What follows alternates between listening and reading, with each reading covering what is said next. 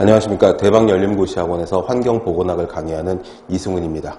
이번 시간에는 2020년 최신 개정 환경보건학으로 인강을 수강하시는 분들을 위해서 2018년판과 다르게 수정된 부분들을 말씀을 드리려고 합니다. 우선 맨 첫 페이지에 보시면 접지 부분이 있습니다. 자, 교재, 심판 교재를 보시는 분들은 주의해서 보셔야 될 부분인데요. 우선 첫 페이지에 접지 부분을 보시면 환경부 조직 도표가 업데이트된 것이 들어가 있습니다. 2019년 2월 기준으로 환경부 조직표가 살짝 변경이 되어서 그 부분을 추가를 했고요. 한 장 넘겨서 보시면은 접지의 두 번째 페이지에 환경부 소속기관과 환경부 산하 공공기관이 추가가 된 부분들이 있습니다.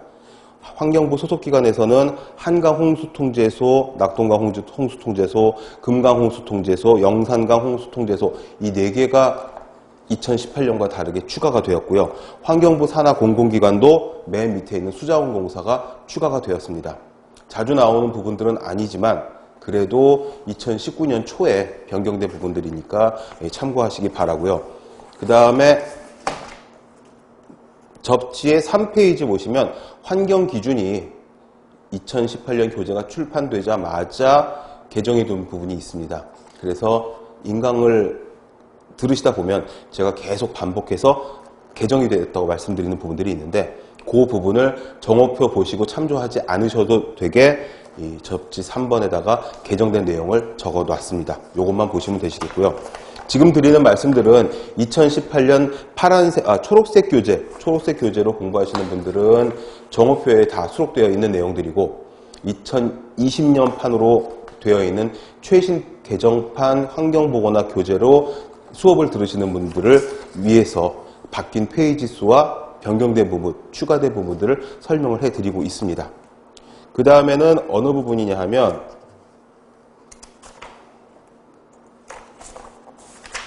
19페이지에 보시면 19페이지에 2018년판은 위에 양쪽 가로 3번 해서 차년도에 2018년에 공표될 예정이다 해서 국민환경보건 기초조사 발표 예정이다 이렇게까지밖에 없었습니다. 그런데 2019년에는 2018년에 기초조사된 국민환경보건 기초조사 3기 결과가 발표가 되었기 때문에 개정판에는 그 부분을 추가해서 넣었습니다. 수치 같은 것들을 다 외우실 필요까지는 없고요. 기초조사에 어떤 것들이 들어가 있는지, 중금속, 이런 공업중독 물질들, 그 다음에 환경 호르몬 물질들, 이런 것들이 쭉 조사가 되었다. 그 다음에 20페이지, 21페이지에서는 그래프로 혈중 남농도, 수은농도, 카드뮴 농도 이런 것들이 발표가 되었으니 구체적인 수치 같은 것들은 크게 외우실 필요까지는 없겠으나 어떤 항목들을 조사해서 2018년 12월에 발표하였구나 이 정도 공부하시면 될 것 같습니다. 해서 19페이지서부터는 추가로 2페이지가 더 추가가 되었기 때문에 20페이지에 있는 적중 예상 문제부터는 인강을 들으실 때 페이지 수에 2를 더해가지고 공부를 하시면 되실 것입니다. 그리고 나서 또 바뀐 부분이 어느 부분이냐면 2장 대기환경 부분에 가서 대기환경 부분도 41페이지부터 2018년 판이 시작인데 2020년 판에는 43페이지 시작이 되어 있습니다. 그 후로는 계속 바뀐 게 없고 카페에 공지되어 있는 학원 홈페이지에 공지되어 있는 정오표 오답이라든지 오타 부분, 편집상의 실수 같은 것들이 완벽하게 다 수정이 된 개정판으로 보시면 되겠습니다. 그리고 가장 중요한 부분은 347페이지, 심판 347페이지에 챕터가 추가가 되었습니다. 구충 구서 관리 이래가지고 총 12페이지가 아니죠. 16페이지가 추가가 되었는데요. 이 부분은 전에 없던 내용이나 아니면은 인강에서 안 나오는 그런 내용들이 아니라 인강 부분에서는 핸드아웃으로 프린트로 나눠드린 보충자료로 나눠드린 구충 구서 관리 부분을 책에다가 집어넣은 것입니다. 그러니까 수업을 들으시면서 구충 부서관리 부분에 보충 프린트, 그 부분이 교재에 한 글자도 빠짐없이 그대로 들어갔구나, 이렇게 생각을 하시면 되겠습니다. 이 부분도 편집상에 오류가 있어서 빠졌던 부분, 고충 자료로 수업을 해드린 부분인데 교재에다가 페이지 수에 맞춰서 집어넣었으니 참조하시면 되겠고요. 그 다음에 파트 2로 넘어가시면 451페이지 보시면은 구간에서는 2017년 환경백서 부분이 들어가 있습니다. 그러나 해가 바뀌었으므로 2018년 환경백서 부분을 찾아서 제가 정리를 해서 몇 페이지만, 전부 다는 아니고요. 2018년 환경백서와 전년도 2017년 환경백서 부분이 거의 유사하고 앞에 나오는 정책 부분, 정책을 달성한 부분, 그 다음에 새롭게 바뀐 목표들, 이런 것들만 살짝 변동이 있으니까 451페이지에 있는 환경백서의 추진 성과, 그러니까 2018년에 환경정책을 추진한 그 성과들이 여기 수록이 되어 있습니다. 몇 줄 되지 않으니까 지금 2페이지, 3페이지를 제가 2017년 것을 2018년으로 바꿔서 놓았는데, 여기 보시면은 451페이지 상단 부분에 미세먼지 종합대책, 가습기 살균제 피해자 지원 확대, 4대강 보개방 추진, 이런 부분들은 여러분들이 공부를 하시면서 작년 가을서부터 쭉 나온 뉴스로도 많이 익숙한 부분일 겁니다. 그 다음에 환경영향평가 혁신을 해야 되겠다. 그 다음에 지속가능한 협치, 그 다음에 기후변화 대응체제, 이런 부분들, 정책을 수행하고 세우고 추진하고 있는 그런 부분들을 수록을 해놨습니다. 그리고 맨 밑에 451페이지 맨 밑에 보시면은 저 같으면은 아마 환경부 시험이거나 전남보건지 환경보건 시험에서 이런 문장들을 집어넣고 괄호넣기 문제 같은 것들로 추가할 수 있을 것 같은데, 거기에 환경부 지속 가능 전략 담당관의 말이 있습니다. 현대의 환경행정은 국민이 정책의 수요자이자 공급자이고 환경백서는 국민들의 환경정책의 생산적 소비자, 프로슈머라는 어휘가 들어가고, 이 부분이 보도자료로서 기자들에게 외부에 보도를 하면서 생산적 소비자라고 하는 프로슈머라는 단어를 집어넣었고, 이게 지금 2018년 환경백서에 새롭게 추가된 단어이면서 2017년 환경백서와는 다른 내용이 되겠습니다. 프로슈머에다가 중요 표시를 해두시고 생산적 소비자, 이런 언급이 있었다는 거, 이게 환경부에서 공식적으로 발표한 보도자료에 들어간 내용이라는 거. 그 다음에 한 장 넘겨서 452페이지에 보시면 452페이지에는 거기에 2018년 환경백서의 목차가 나와 있습니다. 가장 중요한 부분은 이 환경백서가 매년 출판이 되지만 거의 600페이지에 달하는 아주 페이지가 많은 그런 백서인데, 거기에 가장 중요한 앞에 있었던 환경정책의 추진 성과, 목표, 그 다음에 환경백서의 목차, 이 환경백서의 목차를 작년 것과 비교를 해보시면 살짝 다릅니다. 큰 통일된 주제는 하나이지만 그래도 세부적인 목차가 다르기 때문에 이 세부적인 목차가 다 뭐냐 하면 환경부에서 국내 환경을 위해서 추진하고 있는 사업들을 나열을 해놓은 겁니다. 그래서 국가의 지속 가능성, 그 다음에 국민이 체감할 수 있는 환경지대 개선, 국민이 안심할 수 있는 생활환경, 그 다음에 인간과 동식물이 함께 공존할 수 있는 자연환경, 지속가능한 해양환경, 그 다음에 자원의 선순환까지, 이런 것들이 쭉 목차로 되어 있으니까 세부적인 내용들은 책을 찾아봐야 되겠지만 그 부분까지 다 보실 필요는 없다고 생각을 하고요. 우선 분야별 환경정책 목차 정도만 꼼꼼하게 봐두셔도 충분할 거라 생각이 됩니다.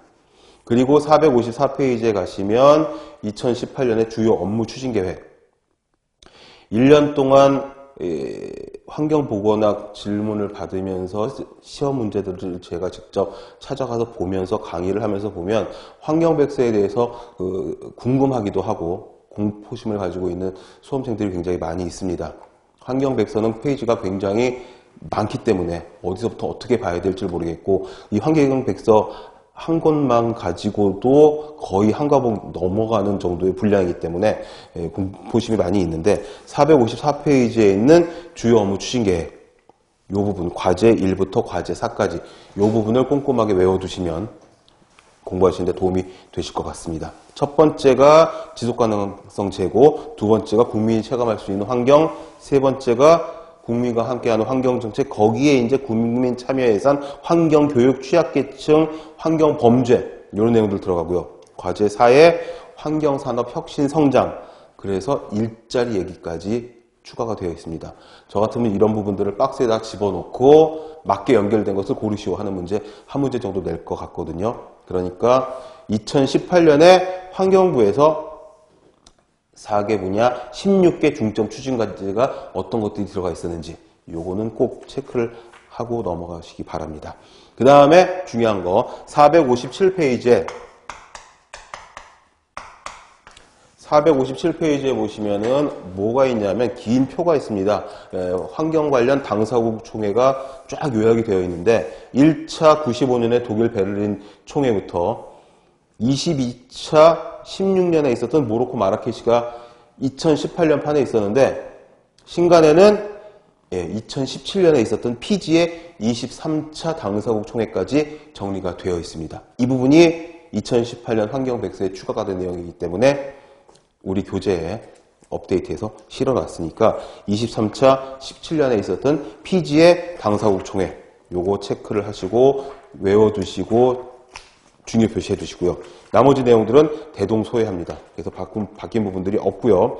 그리고 486페이지에 가서 보시면은 환경부 조직도표가 2018년 판에 들어 있었으나 접지 1페이지에 환경부 조직도표를 넣은 관계로 생략을 했습니다.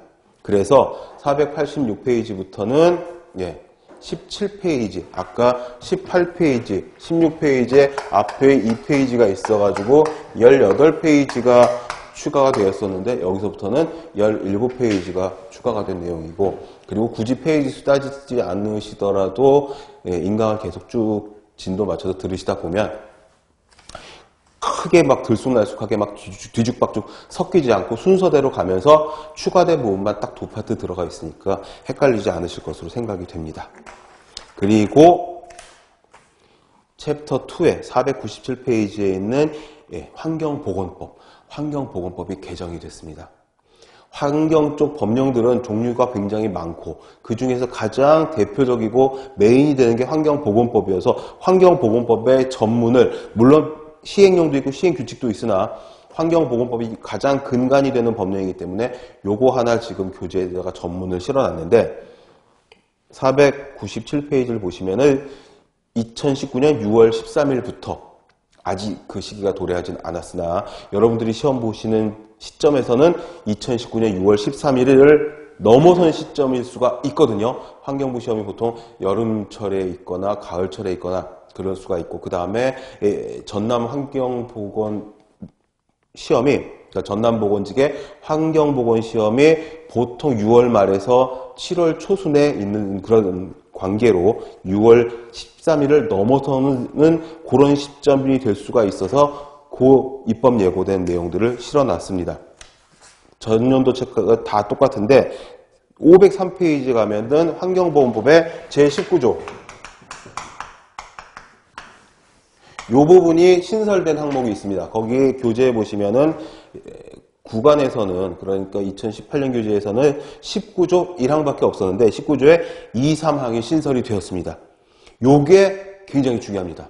그래서 제 생각으로는 아마 올 여름 지나서 나오는 환경보건학 시험 문제에서는 이 부분이 추가될 거라고 믿어 의심치 않는데, 어떤 부분이냐면 가습기 살균세 사고 관련해서 유사사례의 재발을 방지 위한 그런 법안을 추가를 해놓은 게 2항과 3항입니다. 그래서 읽어보시면 아시겠지만 환경의 피해가 사업자의 고의 또는 중대한 과실, 이런 사업자의 고의 또는 과실을 고려해서 징벌적 손해배상을 할 수 있는 조항을, 그런 사업자의 주요 의미를 높이는 부분이 2항과 3항입니다.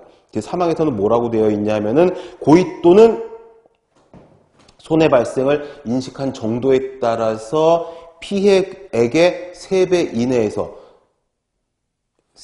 이내에서 배상하게 하는 그런 법적인 문항을 집어넣은 게 2항과 3항입니다.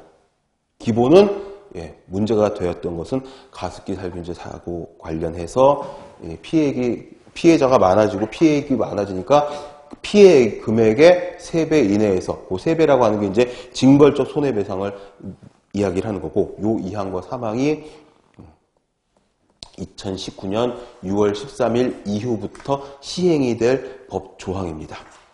중요 표시를 해두시고요.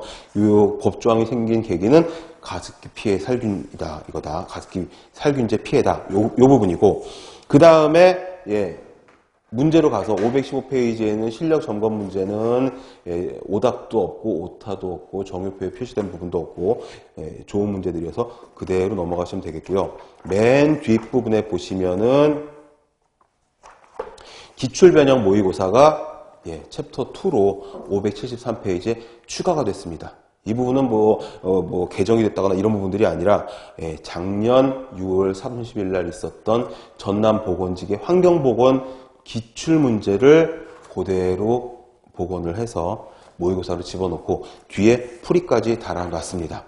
해서 2018년 교재와 아주 전폭적으로 다른 부분은 이 19조 환경보건법의 19조의 2항 3항이 추가된 부분하고, 그 다음에 보충자료로 나갔었던 구충 구서관리 부분이 챕터에 들어가서 16페이지가 추가된 부분하고, 그 다음에 2018년에 있었던 오타, 오답 이런 부분들을 싹 정리해서 완벽하게 정리했다는 거 하고, 그리고 마지막으로 이 기출변형 모의고사 문제가 굉장히 어정쩡하다거나 굉장히 좋다거나 이런 문제들이 많아서, 특히나 이 기출변형 모의고사 문제에 넘겨보시면은 거기 574, 575페이지 넘어가서 12번 문제, 576페이지에는 12번 문제가 종전에 볼 수 없었던 새로운 문제였고요. 재사용에 해당되지 않는 것. 그 다음에 17번에는 환경보건학의 범위, 요 문제 체크를 좀 해두시고요.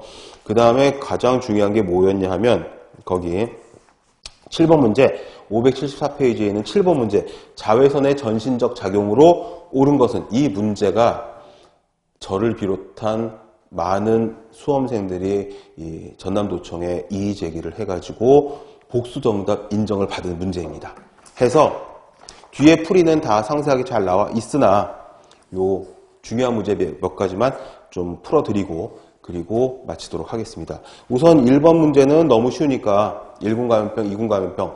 그것도 아시죠? 1군 감염병, 2군 감염병이 1급, 2급 감염병으로 2020년 1월부터 개정이 됩니다.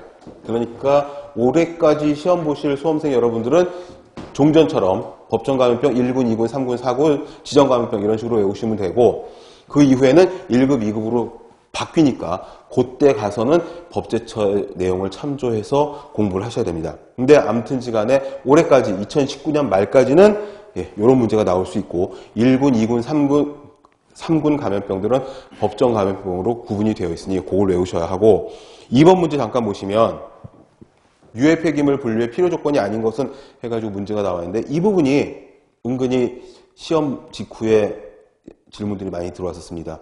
인화성, 부식성, 반응성 이런 것들은 폐기물이, 그러니까 쓰레기가, 진개가 유해하냐 유해하지 않냐 구분하는 건데, 이 슬러지성이라고 하는 건 뭐냐 하면 이 슬러지는 하수 처리나 정수 처리에서 생기는 덩어리 침전물이라고도 하고요. 덩어리라고도 하고 끈적끈적한 그 스컴이라고도 하는 그런 부분들인데, 요거는 유해 폐기물 분류의 필요 조건은 아닙니다. 슬러지가 유해할 수도 있고 유해할 수도 있고 유해하지 않을 수도 있겠으나, 슬러지성 하나 가지고서는 유해 폐기물이다 아니다 구분할 수 없다라는 거죠. 그래서 2번은 3번이 정답이 되고요.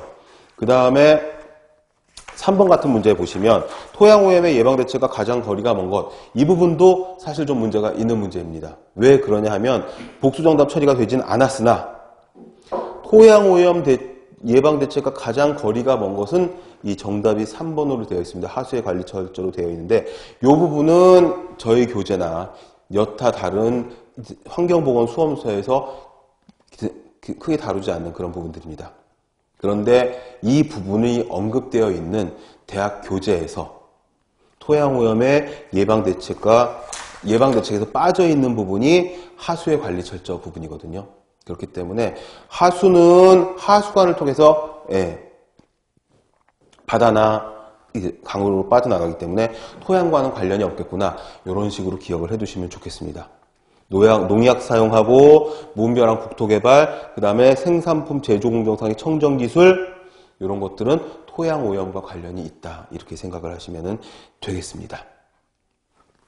그 다음에 말씀드렸던 7번 문제 보시면 이 부분이 굉장히 시험을 보자마자 난리가 났었던 문제여서 저도 글을 작성하고 레퍼런스를 붙여가지고 저희 카페 공지글 자유 게시판 이런 데 보시면 제가 진행했었던 절차들이 쭉 있는데 정식으로 민원을 제기해서 자외선의 전신적 작용으로 옳은 것은 1번하고 2번 복수 정답 인정을 받은 그런 문제입니다.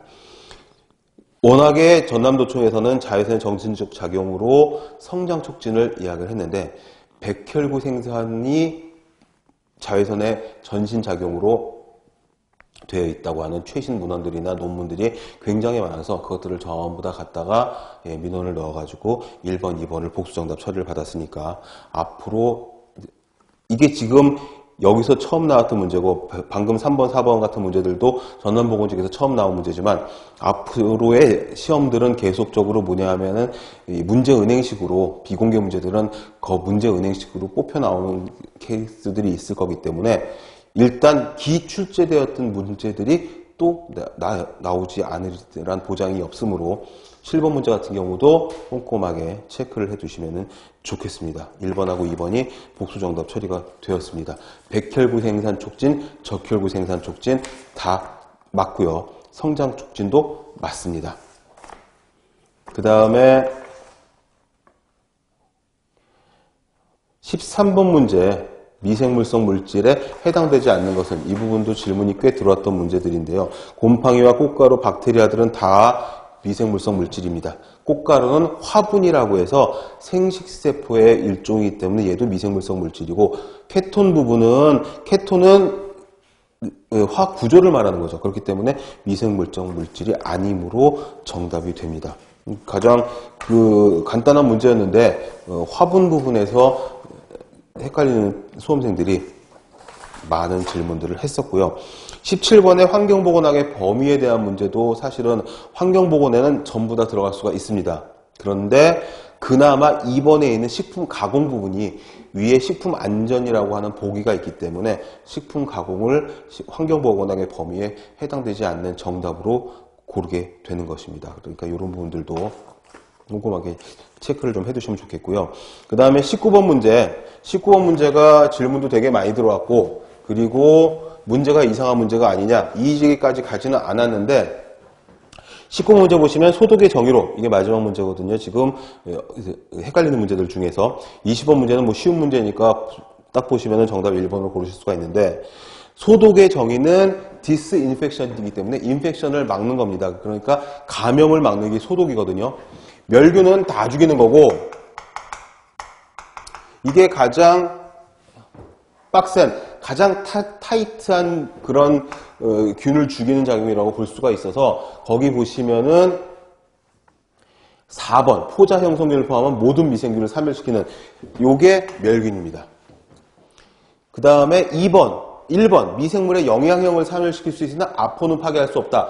요거는 소독과 살균이 다 들어가는 내용이거든요. 사실은 일단 좀 내버려 두고 2번 보시면 미생물의 물리적 화학적 자극을 가하여 단시간에 멸살시키는 작용이다. 요게 교재에서 살균으로 정의를 하고 있습니다. 물론 포자까지 다 죽이면 멸균이고 포자는 죽이지 못하면은 살균하고 소독하고 같이 들어가는데 여기서 지금 2번에 있는 물리적 화학적 자극으로 단시간에 멸살시키는 작용은 가장 간편한 살균으로 볼 수가 있습니다. 3번 미생물의 발원, 병원성 미생물의 발원과 이게 가장 헷갈리는 소독과의 공통점인데요. 병원성 미생물은 소독의 그 주인공입니다. 그러니까 디스인펙션이니까 인펙션을 막는 거니까. 그런데 재미있는 게 뭐냐면은 미생물의 발원과 그 작용을 제거. 병원성 미생물을 골라서 죽이는 거다. 이래버리면 소독이 딱 맞는데 발원과 작용을 제거 또는 정지. 제거 또는 정지는 방부제균이거든요. 소독보다 다음 단계가 방부 또는 제균인데 이 부분이 보기 3번에 해당되는 내용들입니다. 그렇기 때문에 다시 1번으로 올라가서 미생물의 영향을 사멸시킬 수 있지만 아포는 파괴할 수 없는 것도 소독의 범주에 넣기 때문에 19번은 1번을 정답으로 하시면 좋습니다. 간혹 요 19번 문제를 살짝 다르게 변형시켜서 다른 수험서에서 다르게 정답을 낸 경우들이 있는데 요 19번 문제가 전남보건직의 환경보건 문제에서 그대로 나가서 그대로 제가 복원한 문제이기 때문에 19번은 이런 문제였고 보기를 하나하나 다 따져가지고 1번이 정답이다. 이렇게 정리를 하시면 되겠습니다. 자, 그러면 마지막으로 다시 정리를 하시면요. 2018년 교재로 공부를 하시는 분들은 정오표를 참조하시면 되겠고 그 다음에 환경백서 내용 요약된 부분들 보시면 되겠고 2020년판으로 되어 있는 19년 교재 초록색으로 나와 있는 요 환경보건학 교재에서는 우선 정오표 부분이 완벽하게 다 정리가 되었고 그 다음에 맨 첫 페이지에 있는 접지 1페이지에는 환경부 조직도표, 2페이지에 있는 환경부 소속기관과 공공기관 이 부분 업데이트된 부분하고 바뀐 대기환경보전법에 의한 바뀐 대기환경 부분 그 다음에 19페이지에 있는 국민환경보건 기초조사 3기 결과가 수록되어 있다는 것 그리고 구충 부서 부분이 추가되어 있다는 것 그 부분들을 염두에 두시고 공부를 하시면 되겠습니다. 나머지 순서들은 2018년 교재와 다 순서가 같기 때문에 크게 걱정하지 않으셔도 되겠습니다. 네, 여기까지 하고 개정판에 대한 공부할 수 있는 팁을 설명드리는 시간을 마치도록 하겠습니다. 수고하셨습니다.